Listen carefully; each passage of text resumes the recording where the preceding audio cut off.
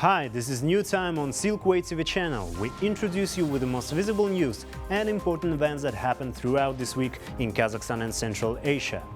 More details on politics, economy, social and cultural life with opinions from the most recognizable experts of Kazakhstan and world. I'm Dorian Isagulov and this is what you'll see today. President Tokayev participated in the Abu Dhabi Sustainability Week Summit.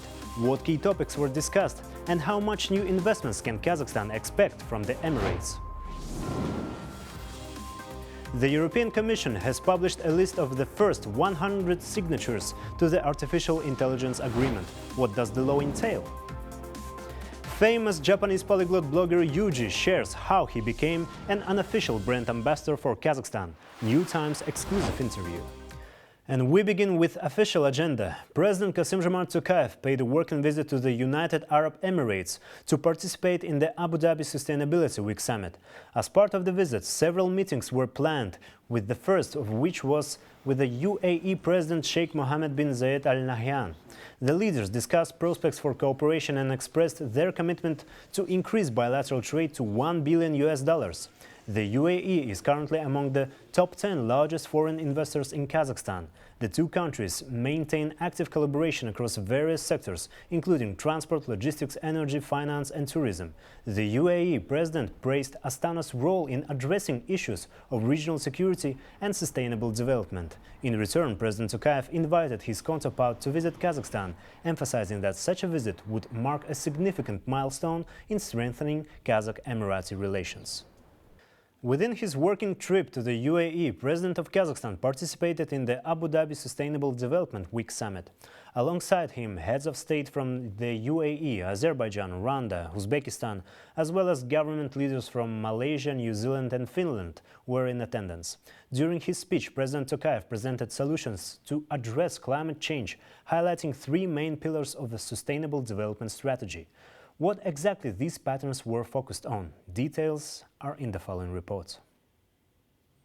Abu Dhabi Sustainable Week, the world's first global energy event in 2025 with muscle renewables and focus on climate change, took center stage this week. Brushing up 2 years ago, Kazakhstan took part at the highest level in this initiative. One of the most important outcomes was an agreement between Astana and Abu Dhabi to construct a wind power plant in the Jambul region of Kazakhstan with a capacity of up to 1 gigawatt. Once the project is operational, it is expected to power around 300,000 homes, and it will reduce the carbon dioxide emission by 2 million tons annually.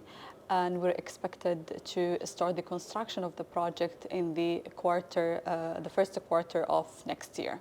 At this event, Head of State addressed several key topics, including large-scale infrastructure projects, digitalization, artificial intelligence, and the development of nuclear energy. He emphasized Kazakhstan's plans to build a nuclear power plant as a part of the country's energy strategy and efforts to diversify supplies of critical raw materials to global markets, supporting global carbon reduction goals. Additionally, President Tokayev outlined on the country's strategic transit hubs as they play a vital role in ensuring food security and fostering sustainable economic growth in Eurasia.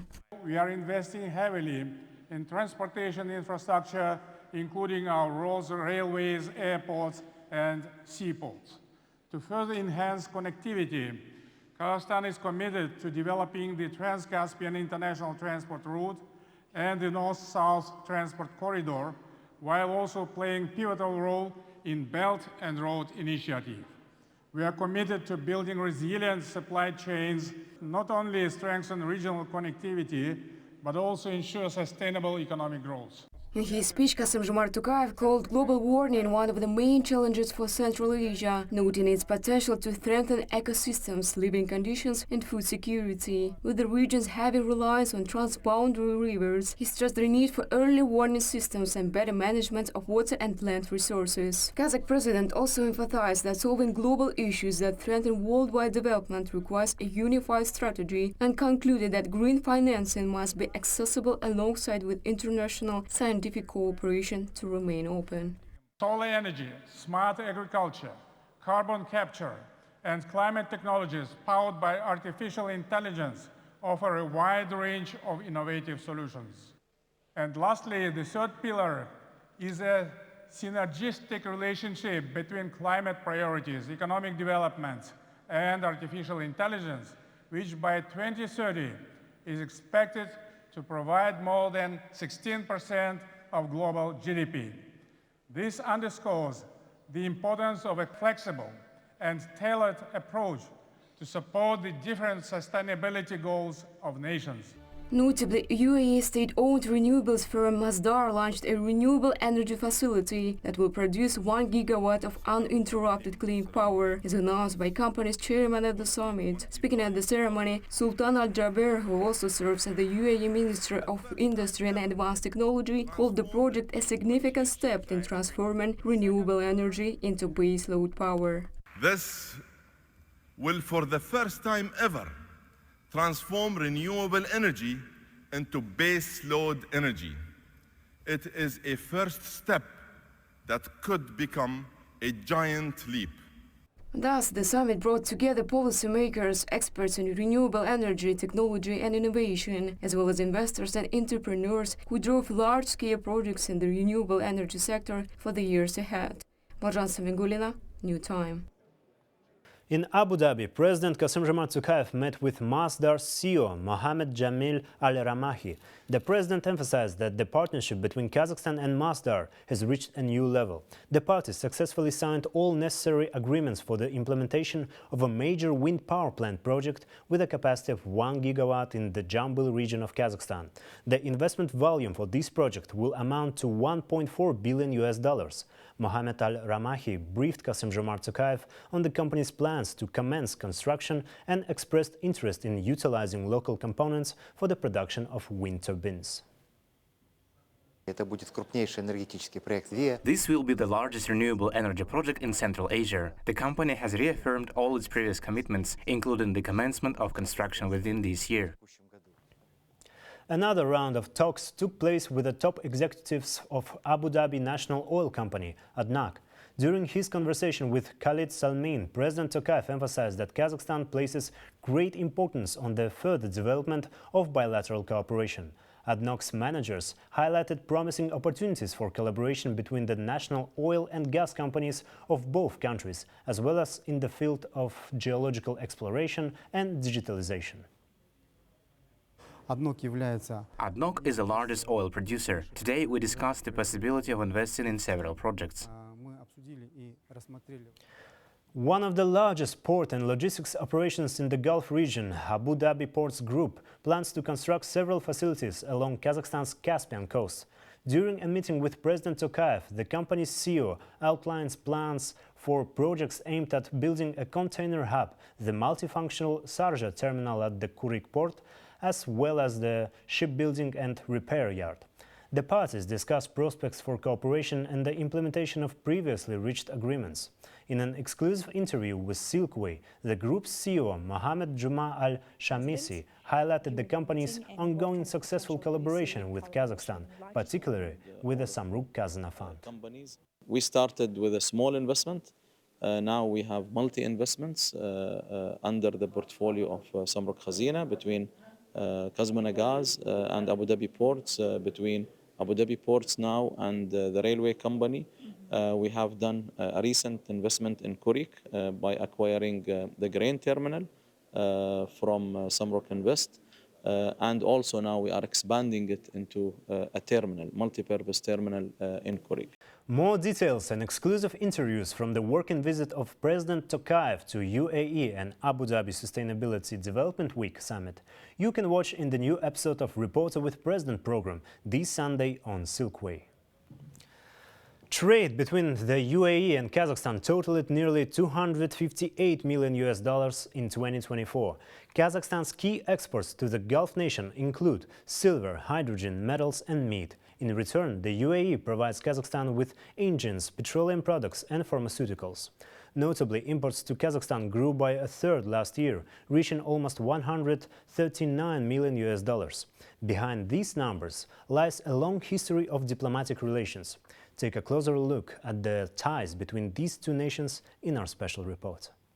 Diplomatic relations between Kazakhstan and the UAE were established back in 1992. Since then, the two nations have maintained a regular political dialogue, underscored by high-level mutual visits. These visits primarily aim to strengthen the economic benefits for both countries. Over the past 20 years, the UAE has invested more than $4 billion in Kazakhstan's economy. Currently, 442 joint ventures operate within the country. According to Yersultan Jansiidov, an expert at the Institute of World Economics and Politics, the large market of Central Asia remains highly attractive to the Emirates, with Kazakhstan serving as the economic hub of the region. So first of all, we should mention that Kazakhstan is the largest economy in Central Asia.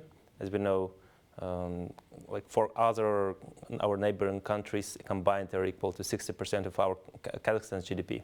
So it naturally makes Kazakhstan a magnet, like economic magnet in the region. Many important transport corridors, they go through our territory. We can see that from the investments from the UAE side, like the huge portion of those investments go to our port infrastructures. For example, the port of Kuruk in Caspian Sea. Today, both states share similar goals for carbon neutrality, the UAE by 2050 and Kazakhstan by 2060. This shared vision drives the UAE's interest in the Caspian region, which extends beyond infrastructure projects led by Abu Dhabi Ports Group, focusing on the green energy as well. The UAE plans to invest in renewable energy and export electricity across the Caspian Sea using a high-voltage cable. However, energy is not the cornerstone of UAE-Kazakhstan relations. The rapidly growing field of AI has also captured the interest of both nations. One of the biggest priorities in our relationship is the construction of the supercomputer. Their agreement was signed between our side and the Emirati company Preside last year about the construction of the supercomputer that will be the strongest in the region. In Central Asia. The UAE is one of the key financial hubs in the Middle East. Through Emirati investment funds like Mubadala and ADQ, Kazakhstan gains access to capital and investments from across the region. According to expert Jansiidov, Emirati companies often act as intermediaries, attracting investments from other Middle Eastern countries for joint projects. Emirates are opening the door for Kazakhstan to the Middle Eastern world. And also, there is a lot of finance in the Emirates, like the sovereign funds of the UAE equal to 1.5 trillion US dollars. So that's a lot of money, and Kazakhstan has a lot of sectors that are attractive for investment. The UAE is a trusted partner in international relations, especially in investments. Working closely with the UAE helps Kazakhstan promote its interest in countries like Egypt, Iran and India, where the Emirates have strong influence. Daurena Sagulov, New Time. And now to some breaking news. Israel and Hamas have reached an agreement on a ceasefire in the Gaza Strip, and both sides are also set to release hostages. The following announcement was made by the Prime Minister of Qatar, Sheikh Mohammed bin Abdulrahman Al Thani, and confirmed by the US President Joe Biden. The ceasefire is set to begin on January 19, although the exact time is still unknown. However, Israeli Prime Minister Benjamin Netanyahu has accused Hamas of undermining the peace process.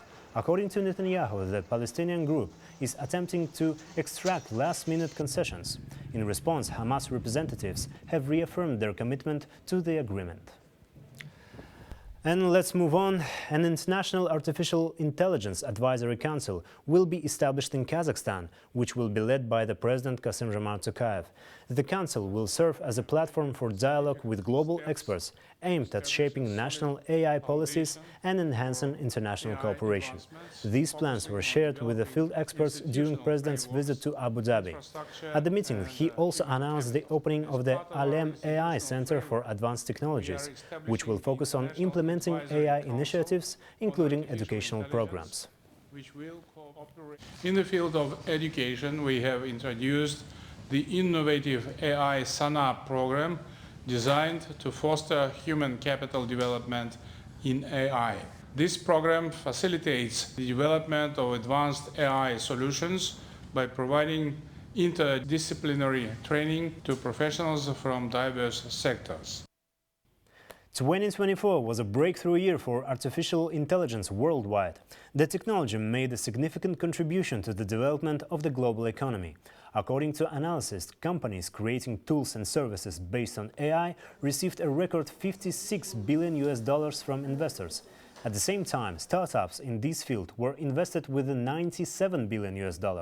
The biggest investments came from innovators in the USA, China, Russia, France and the UK. These opened the door to landmark achievements in the healthcare, IT, the financial sector, robotics and creativity.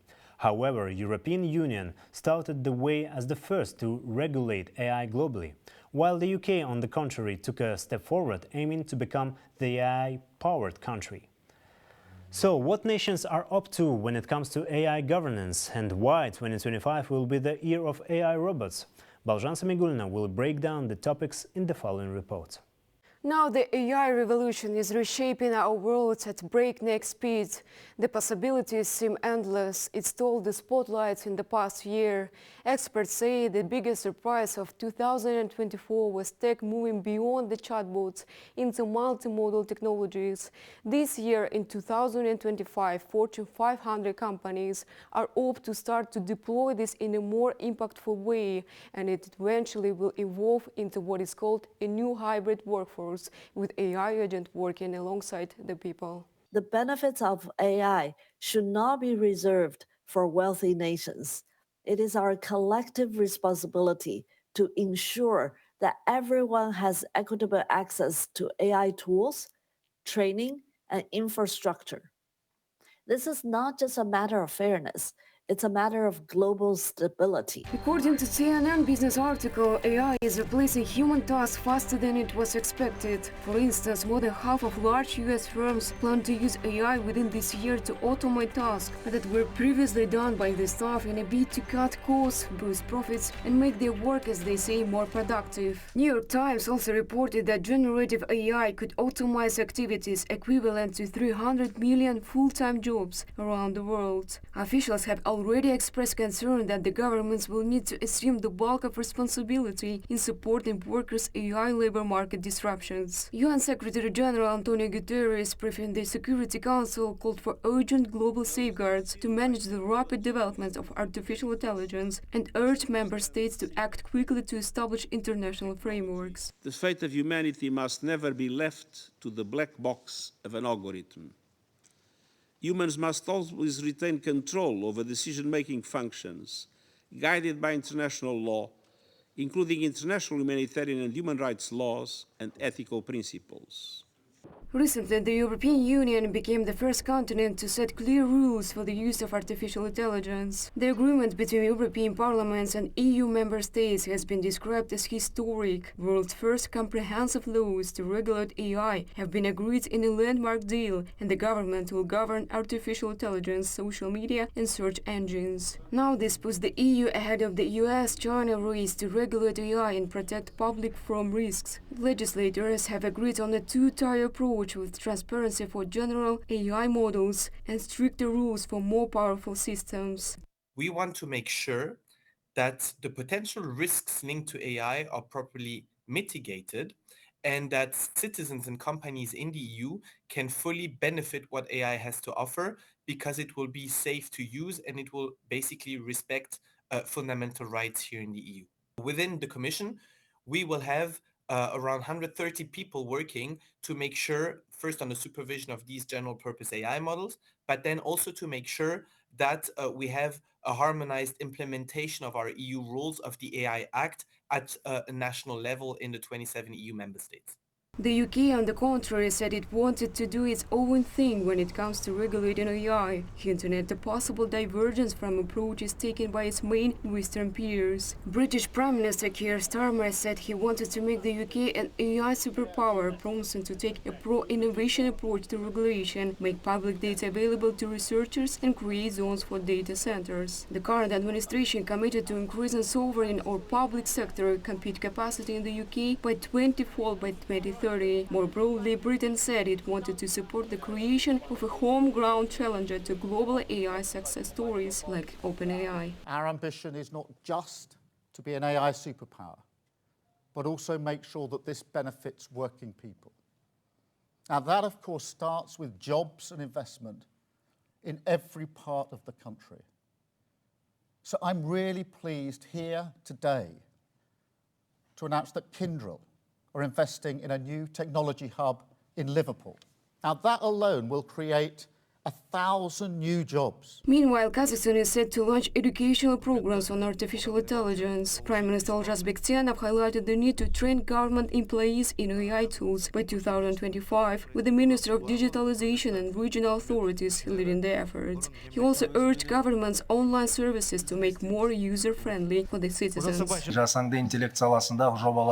Currently, public awareness of developments in the field of artificial intelligence remains low. Many digital services are quite complex for the average person and need to be simplified as much as possible. We need to take appropriate measures to further improve existing digital solutions and inform the public about their use. OpenAI chief executive Sam Altman said in the age of AI, knowledge wasn't as important as learning how to ask the right questions. Figuring out what questions to ask will be more valuable than simply finding the answers. While AI could take over administrative tasks in many workplaces, Altman predicted it wouldn't replace human intellect. Instead, people would need to help AI develop critical thinking skills to strengthen arguments and generate new ideas. Marjan Samigulina, New Time. And now let's switch to the sustainable projects in Kazakhstan. Finnish Water Forum, recognized for its water monitoring projects at Kyrgyzstan's Issyk, will lead similar efforts at Lake Balkhash, according to Arvo Nerman, the project's director for Central Asia. He added that the company is open to discussing the possibility of localizing the production of monitoring systems in Kazakhstan. Let me remind you that Kazakh Mist Corporation has committed $5 million for the conservation of Lake Balkhash. Finnish Water Forum will use these funds to oversee water resource monitoring. How exactly Finnish systems can help to save the Balkhash Lake? More details are available in the Interview of the Week section.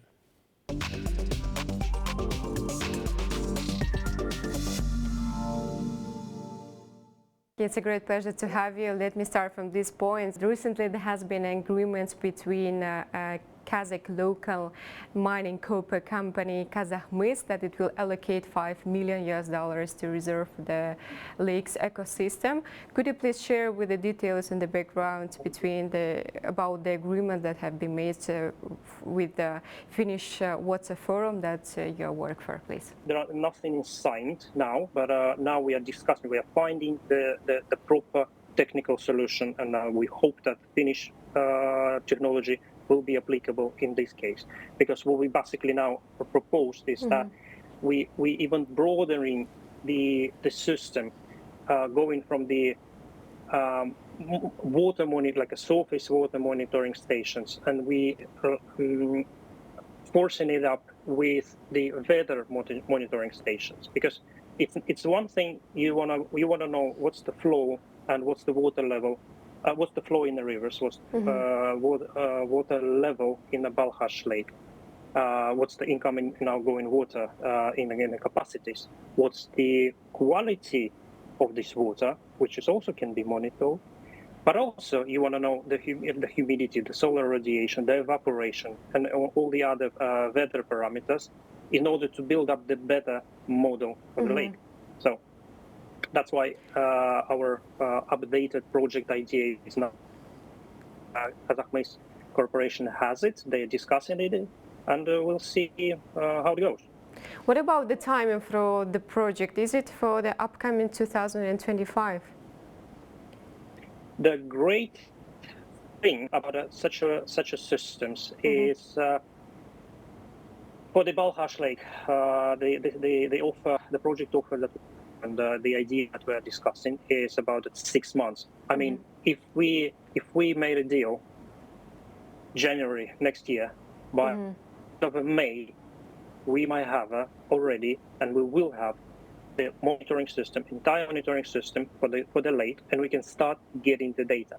And as I said, 6 months in works, and system engineered, manufactured in Finland, supplied, delivered, installed and commissioned, and starting from the 1st June, we can start collecting the data. And the great thing about the systems like that is that you're going to get a big data. Yeah. Because these stations, they are getting the data every 15 minutes. More traditional way to do it is when you send a person to the field to collect the samples once in a week, once in 10 days, once in a month. But over here, you have a data for every 15 minutes. Kazakhstan and Finland, as you already mentioned, have growing ties in water management. What does Finland can propose in water management approaches, and how does your country usually face with such challenges as floods or shallow in the seas? And do you have any particular projects, similar ones that you have already implemented elsewhere in the world? Well, Finland is, roughly speaking, 8 times smaller territory-wise, area-wise, compared to the Kazakhstan. However, we have across our country, we have about 2,000 monitoring stations that are monitoring the surface and groundwater. Onshore and offshore weather stations are there, and they are online, they're remote, and they're allowing us to have a big data about the nation's weather, water, and other sources.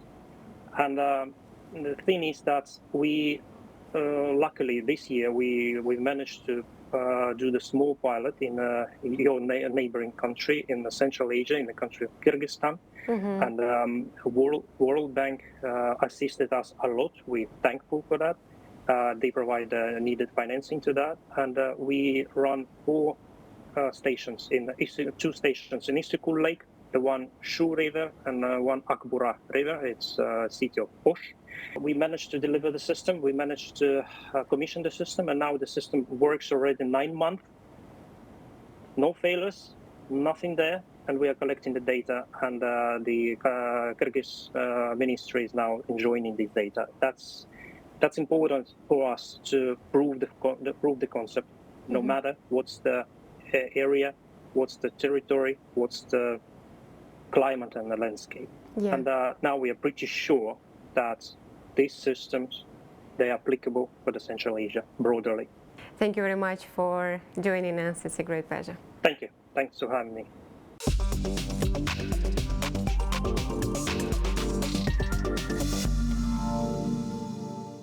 The Japanese blogger Yuji Beleza plans to visit Western Kazakhstan this year, marking his 5th visit to our country, as he shared this news in an interview with New Time reporter Balzhan Samigulina.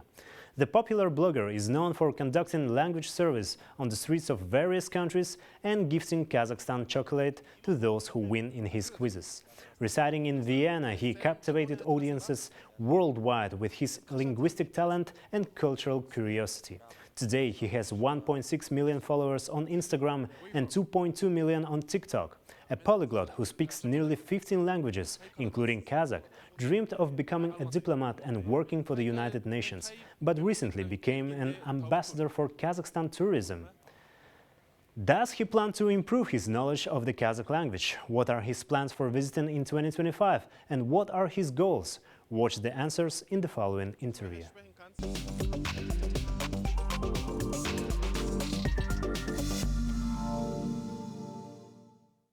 Yuji, thank you very much for joining us. It's a great pleasure to have you, and welcome to our program. Your videos on Instagram have gathered millions of views where you share this Kazakhstan chocolate.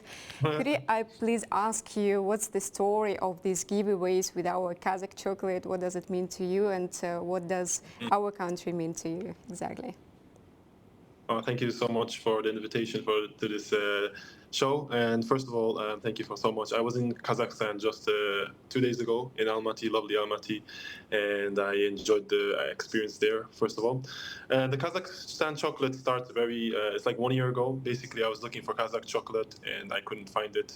So I decided to go to the embassy in Kazakhstan, and basically, I recorded myself asking the embassy for the chocolate.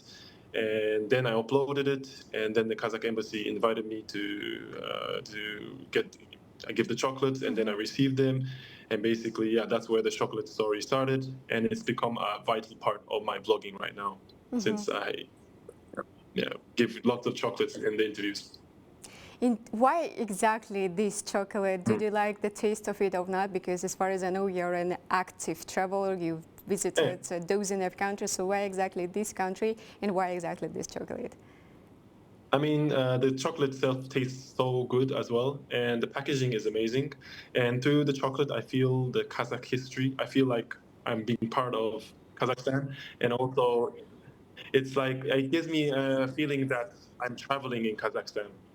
And it shows, I think, the Kazakh people's warmness and the beauty of Kazakhstan in the chocolate. In 2024, you became ambassador of Kazakhstan tourism, and you speak a little bit of Kazakh. Do you plan to reach a level of fluency in Kazakh? Yeah. Of course, I get that a lot. There aren't many places to practice Kazakh in where I live, which is in Vienna. Of course, I have some Kazakh friends, but I need to practice more. They tend to speak more Russian to me, so I try to practice, tell them to speak Kazakh to me because I need to practice. Men mağan Kazakh öğreniyor gerek. Yeah, so I plan on reaching a fluency level. It will take me a while for sure, but I'm planning on getting there. Maybe give me another 5 years or so. Yes, now we started the new year 2025. What are your plans for in terms of travel? What countries are you planning to visit, and perhaps some regions and other cities of Kazakhstan that might be in your list? That's a great question. Thank you. I'm thinking of definitely visiting the east. I mean, the western part of Kazakhstan, like Aktau. Since I visited Kazakhstan already 4 times, twice in Astana, twice in Almaty, and once in Shymkent and once in Turkestan. I need to go to the west side of Kazakhstan and show the beauty of it to my followers and the world. Yeah, and also give Kazakh chocolate. And I'm planning on doing more of a long form format. I've been doing short form format past couple of years, 1 year. So I'm thinking of doing it more like a documentary style in Kazakhstan in the near future. Wow, that's great to hear. And also I would suggest you to visit east part of Kazakhstan. There is a nature which is untouched. And also some questions about the Kazakhstan. What you find unusual about our country that separates it from the whole world? I mean, I feel like something unusual is like the horse meat, I think. And eating the horse intestines were interesting as well. I had that. It was very interesting taste, but I enjoyed it. But yeah, then I think the horse culture is very interesting for me. You guys ride horses, eat horses, and yeah, drink horse milk as well. It's pretty interesting for me. And the very last question, as far as I know, you wanted to become a diplomat to work for the UN. Oh, yeah. But what are your targets nowadays when you're a very successful, popular blogger? Are you planning to develop yourself in this direction, or you want to try yourself in other fields as well? Thank you. Yeah, that's a great question. I was thinking of working as a diplomat for Japan, and also I wanted to work for UN, but I couldn't, that dream didn't come true, but it turned out to be good since I became the ambassador of tourism in Kazakhstan. But I'm planning on, using this position to the fullest, showing the beauty of Kazakhstan. Also, I would love to, travel to different countries and show the beauty of those countries as well. For example, I'm thinking of going to Africa as well. I see. We wish you the best of luck in this year and many travels to come in 2025. Thank you very much for joining us. Rahmet, sağlık.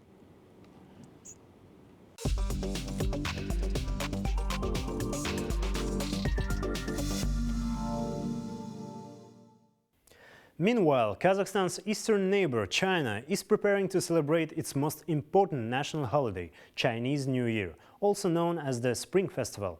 This year it falls on January 29. The festival is the country's biggest traditional celebration, bringing hundreds of millions of people back to their hometowns for family reunions and festivities. In December of last year, UNESCO added the Spring Festival to its list of intangible cultural heritage.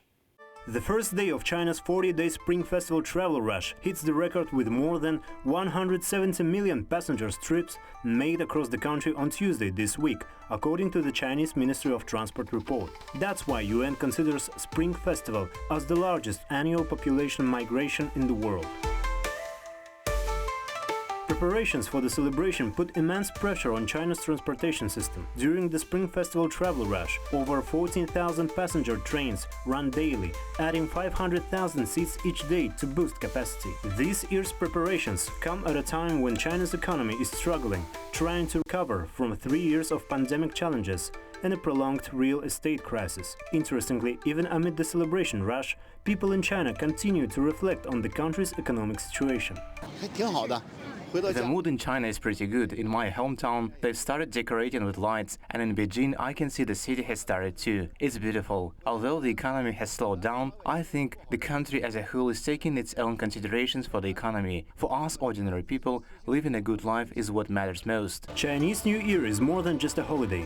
It's a grand cultural event filled with spectacular activities, centuries-old traditions, and fascinating customs. Each city prepares in its own unique way. In Zigong, located in Sichuan province, vibrant lanterns combining traditional Chinese culture with modern technology have been installed. The massive lantern show is set to become a major attraction, drawing not only locals but also hundreds of thousands of tourists.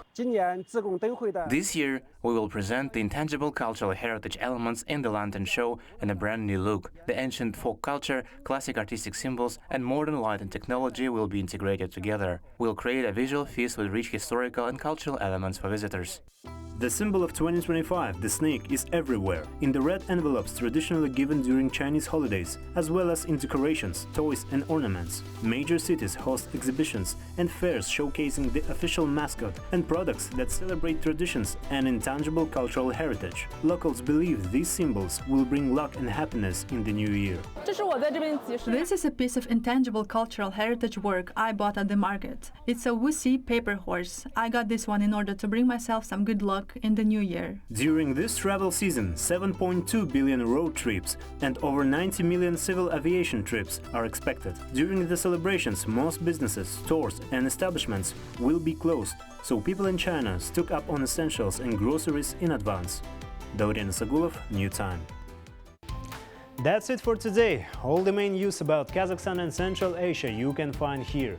More special projects about our country you can also watch on Silkway TV channel. So stay tuned and see you next week.